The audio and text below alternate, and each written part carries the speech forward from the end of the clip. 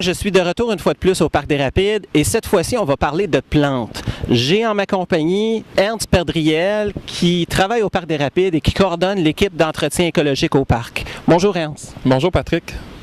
Ernst, pourrais-tu m'expliquer un peu ta formation? Qui tu es exactement? Je suis diplômé à l'ITA de Saint-Hyacinthe en horticulture ornementale depuis 15 ans et designer de l'environnement à l'UQAM depuis 10 ans. Donc, tu as quand même une formation qui est reliée à l'écologie, particulièrement au volet horticole. Puis, si je comprends bien, tu viens compléter une équipe de gens qui comprend des biologistes et des écotechniciens. Donc, une équipe comme ça qui est multidisciplinaire, est-ce que c'est utile pour un site comme le Parc des Rapides? Bien sûr, puisque dans le parc, il y a plusieurs points de vue différents. Donc, il y a plusieurs... je pourrais dire que ça va du volet parc grand public avec aménagement et il y a aussi un sanctuaire d'oiseaux, milieu naturel, donc ça va d'un extrême à l'autre, d'où le fait d'avoir avoir besoin de plusieurs disciplines. Oui, incluant des préoccupations de biodiversité, mais des préoccupations d'entretien de base des végétaux. C'est l'automne. À ce temps-ci de l'année, qu'est-ce qui doit être fait au niveau d'entretien dans le parc? Premièrement, il y a du nettoyage à faire, donc enlever les feuilles sur les sentiers, c'est question de sécurité.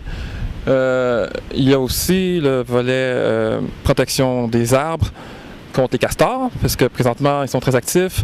Donc, on pose des grillages autour des troncs, on vérifie si tout est OK. Il y a aussi la taille des arbustes. Donc, certains arbustes doivent être taillés à l'automne. Donc, on fait ça aussi. C'est parmi les 3 plus gros travaux qu'on fait présentement. Donc, 3 tâches qui vous gardent pas mal occupés. On est dans un parc, toutefois, qui est pas mal fréquenté, qui a beaucoup de visiteurs à l'intérieur et les gens ont pas mal toujours leurs préoccupations, leur version de qu'est-ce qui devrait être fait, leur vision et ça... quel genre de réaction est-ce que tu reçois des gens? De tout et les extrêmes. Donc, certains trouvent qu'on coupe pas assez. Il y en a qui trouvent qu'on coupe trop. Il y en a qui aimeraient qu'on coupe plus court. Il y en a qui aimeraient qu'on coupe plus long. Donc, finalement, ça va vraiment dans les extrêmes. Ouais. Je sais, je reçois autant des débats j'entends des plaintes sur les gens qui disent qu'on enlève les feuilles pour les tasser sur le bord des sentiers et d'autres personnes qui disent qu'on devrait laisser les feuilles. En d'autres mots, il y a des commentaires divergents, mais en bout de ligne, vous êtes une équipe d'experts. Vous avez des expertises pour déterminer qu'est-ce qui a besoin d'être fait et pour sélectionner la méthode de taille, par exemple, des végétaux.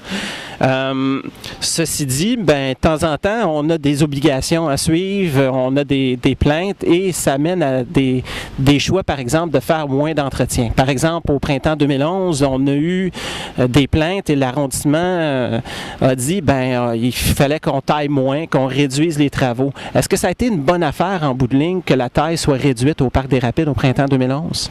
Pas à mon avis, pour plusieurs raisons. Bon, on pourrait dire, premièrement, au point de vue financier, si on ne fait pas le travail au complet, si on fait le travail à moitié, finalement, on va être obligé de reprendre plus tard avec beaucoup plus de ressources, beaucoup plus de travail à faire pour rétablir la situation. Donc, on perd plus de temps en bout de ligne. Je pourrais dire aussi, au point de vue de la santé des végétaux, si on laisse aller les choses, si on laisse les branches mortes, on ne les enlève pas, la maladie s'installe, la pourriture s'installe à la longue. C'est à cause que les arbustes ne respirent pas, finalement.